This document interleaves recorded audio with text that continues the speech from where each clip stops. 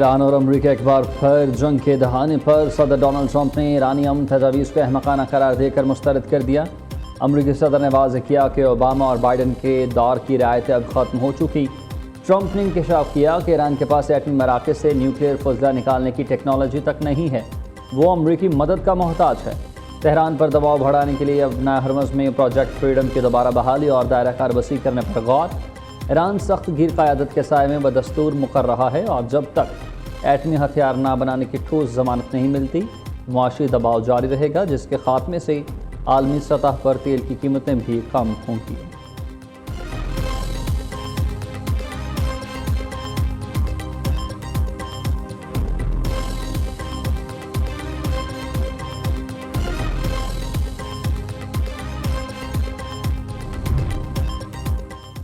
Cease fire کے لیے امریکہ سے کی گئے تمام مطالبات جائز ہیں۔ ایران کے معاہدے کے لیے چین کو بطور ضامن بنانے کی تجویز۔ ترجمان ایرانی وزارت خارجہ اسماعیل بقائی نے کہا کہ جنگ مسلط کی گئی تو پھر جواب دیں گے۔ سفارتکاری کے دروازے اب بھی کھلے ہیں، ہمارے مطالبے معقول اور ذمہ دارانہ ہیں۔ ایران پر عائد غیر قانونی ناکہ بندی ختم ہونی چاہیے، بیرون ملک منجمد ایرانی اثاثے بحال کیے جائیں، ابنا ہرمز میں محفوظ بحری گزرگاہ اور خطے میں سیکیورٹی کو یقینی بنایا جائے۔ ایران اور امریکہ کے درمیان باضابطہ ثالث اب بھی پاکستان ہے۔ قطر سمیت کئی ممالک کشیدگی کم کرنے کے لیے رابطے کر رہے ہیں۔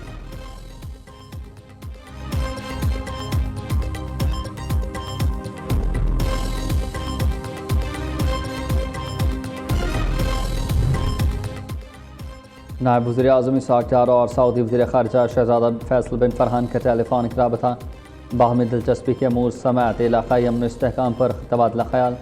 دونوں رہنماؤں کا ابنا ہرمز سمیت بحری سلامتی کے تحفظ کی اہمیت پر زور۔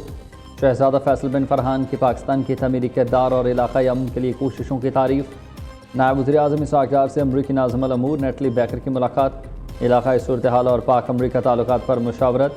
اسحاق ڈار نے ایرانی اور پاکستانی سمندری کارکنان کی واپسی پر امریکی تعاون کو سراہا۔ سفارتی کوششیں خطے میں امن و استحکام کے لیے معاون ثابت ہوں۔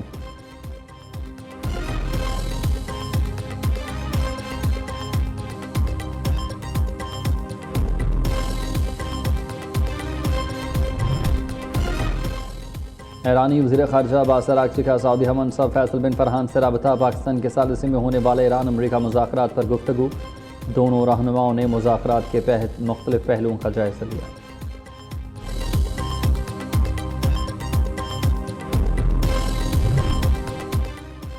ٹرمپ ایران پر دباؤ بڑھانے کے لیے فوجی کارروائی کی جانب مائل ہے، امریکی نیوز ویب سائٹ ایکزیوس کا دعویٰ۔ امریکی حکام کا کہنا ہے کہ مذاکرات کا تعطل کا شکار ہونے کے بعد ایران کے خلاف فوجی آپشن دوبارہ زیر غور۔ ٹرمپ جنگ کے خاتمے کے لیے معاہدہ چاہتے ہیں، تاہم ایران کی جانب سے امریکی مطالبات مسترد کیے جانے اور جوہری پروگرام پر بامعنی رعایت نہ دینے کے باعث فوجی کارروائی کا امکان بڑھ گیا۔ رپورٹ کے مطابق اجلاس میں نائب صدر J D Vance, White House کے ایلچی اسٹیو وٹکاف اور وزیر خارجہ مارکو روبیو، وزیر دفاع Pete Hegseth, chairman joint chief of staff general Dan Caine, CIA director John Ratcliffe اور دیگر اعلیٰ حکام شریک۔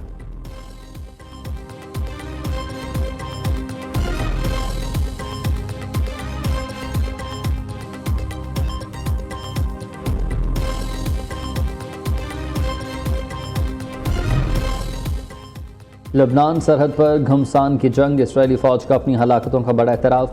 مارچ سے اب تک 18 اہلکار ہلاک، جنوبی لبنان میں اسرائیلی فورسز کی سنگین جانی نقصان کے بعد سرحد پار بڑی کارروائی۔ 20 ٹن بارودی مواد کے دھماکے سے 120 میٹر طویل زیر زمین سرنگ تباہ کرنے کا دعویٰ۔ سرحدی پٹی پر فریقین کے مابین خونی جھڑپوں اور حملوں میں شدید تیزی، صورتحال انتہائی کشیدہ، اسرائیل نے تازہ ہلاکت کی تصدیق کر دی۔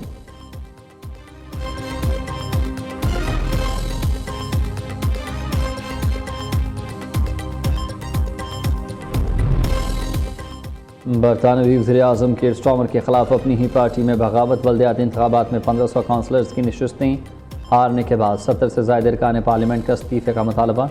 برطانیہ میں شدید سیاسی بحران، 4 وزاراتی معاونین نوب شخام، ٹام رینڈل، جو مورس اور میلانی وارڈ احتجاجاً عہدوں سے مستعفی۔ باغی ارکان کا کہنا ہے کہ وزیر اعظم عوامی اتحاد کھو چکے ہیں اور ملک کو تبدیلی دینے میں ناکام رہے۔ کیئر سٹارمر نے فی الحال عہدہ چھوڑنے سے انکار کر دیا۔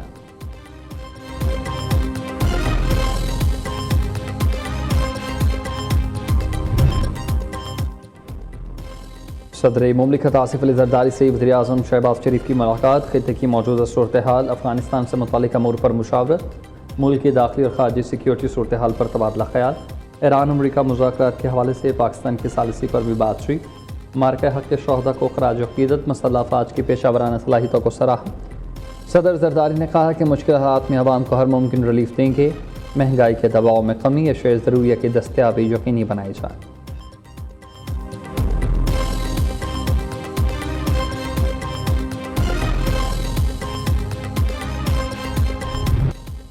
بنو حملے کے ذمہ داروں کے خلاف فیصلہ کن کارروائی کا حق رکھتے ہیں، پاکستان کا افغانستان کو واضح پیغام۔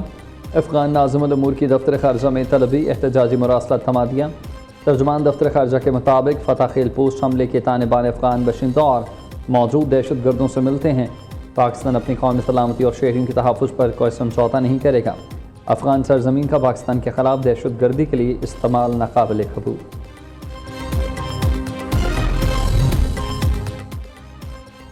بلوچستان میں قانون نافذ کرنے والے اداروں کی کامیاب کارروائی، ایک اور خودکش بمبار لڑکی گرفتار۔ وزیر اعلیٰ بلوچستان سرفراز بگٹی کہتے ہیں کہ انٹیلیجنس اداروں نے دہشت گردی کا بڑا منصوبہ ناکام بنا دیا۔ گرفتار بچی کو اسلام آباد میں خودکش حملے کا ٹارگٹ دیا تھا۔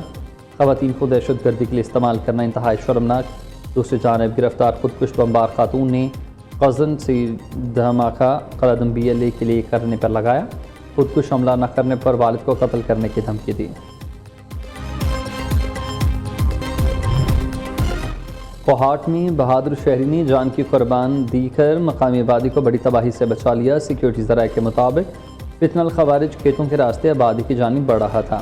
گاؤں منگور کے رہائشی لیاقت علی نے روک کر شناخت پوچھی۔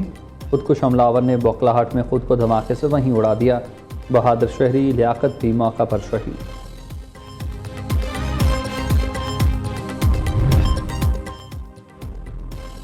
مارکہ حق میں عظیم فتح پر پاک افواج کو خراج تحسین۔ قومی اسمبلی سندھ اور پنجاب اسمبلی میں قرارداد متفقہ طور پر منظور۔ 10 مئی ملک کی تاریخ کا روشن اور تابناک دن۔ پاک افواج نے 1 سال قبل کئی گنا بڑے دشمن کو ہر محاذ پر شکست دی۔ وزیر اعظم اور فیلڈ مارشل کی قیادت میں قوم سی سپلائی دیوار۔ اسپیکر قومی اسمبلی ایاز صادق کا اظہار خیال۔ وزیر اعلیٰ سندھ مراد علی شاہ کہتے ہیں کہ بھارتی جارحیت کا پوری قوم نے متحد ہو کر جواب دیا۔ بلاول بھٹو نے عالمی سطح پر پاکستان کا مقدمہ لڑا۔ پاک فضائیہ نے رافیل سمیت بھارت کے 8 طیارے گرائے۔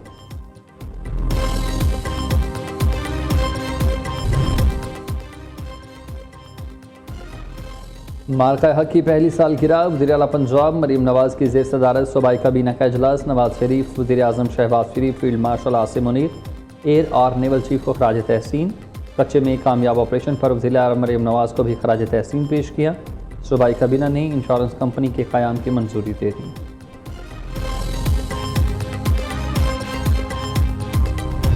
پیٹرولیم مصنوعات کی بڑھتی ہوئی قیمتیں اور مہنگائی۔ قومی اسمبلی میں پی ٹی آئی کا احتجاج۔ ارکان کا اسپیکر ڈائس کا گھیراؤ اور نعرے بازی۔ ایجنڈے کی کاپیاں پھاڑ کر اچھال دی گئیں۔ سینٹ میں اپوزیشن کی مہنگائی، پیٹرولیم قیمتوں اور معاشی بحران پر حکومت کی تنقید۔ بلیو پاسپورٹ ترمیمی بل پر ایوان میں گرما گرم بحث ہوئی۔ سینیٹر علی ظفر نے کہا کہ عالمی منڈی میں تیل سستا ہونے کے باوجود قوم پر نیا پیٹرول بم گرا دیا گیا۔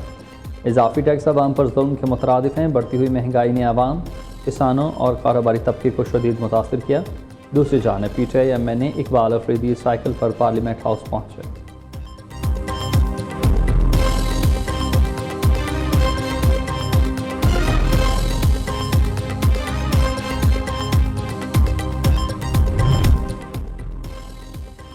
پیٹرولیم مصنوعات کی قیمتوں میں اضافے کی بڑی وجہ لیوی ہے۔ IMF ہدف کے مطابق ڈیزل اور پیٹرول پر لیوی 160 روپے تک لے جانا ہے۔ وزیر پیٹرولیم علی پرویز ملک کا سینیٹ قائمہ کمیٹی اجلاس میں انکشاف۔ کہا بجٹ میں IMF سے طے تھا کہ پیٹرول پر لیوی 80 روپے فی لیٹر چارج کرے گی۔ پیٹرولیم پر لیوی بڑھانا حکومت کی مجبوری ہے۔ بعض ممالک نے ٹیکس کم کر کے عوام کو ریلیف دیا۔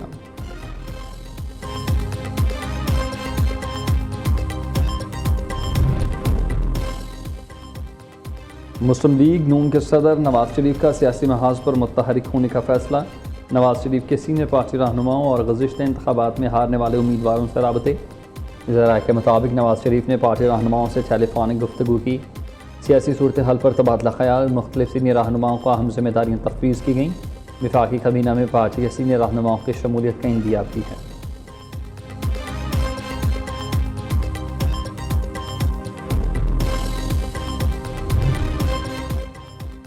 پنجاب کے تعلیمی اداروں میں گرمیوں کی تعطیلات کی منظوری دی گئی ہے۔ وزیر تعلیم رانا سکندر حیات کہتے ہیں کہ تعلیمی اداروں میں 22 مئی سے 23 اگست تک چھٹیاں ہوں گی۔ ادھر کراچی سمیت سندھ میں بھی 1 جون سے 31 جولائی تک موسم گرما کی تعطیلات ہوں گی۔ صوبائی محکمہ تعلیم کے مطابق فیصلے کا اطلاق تمام نجی اور سرکاری اسکولوں پر ہوگا۔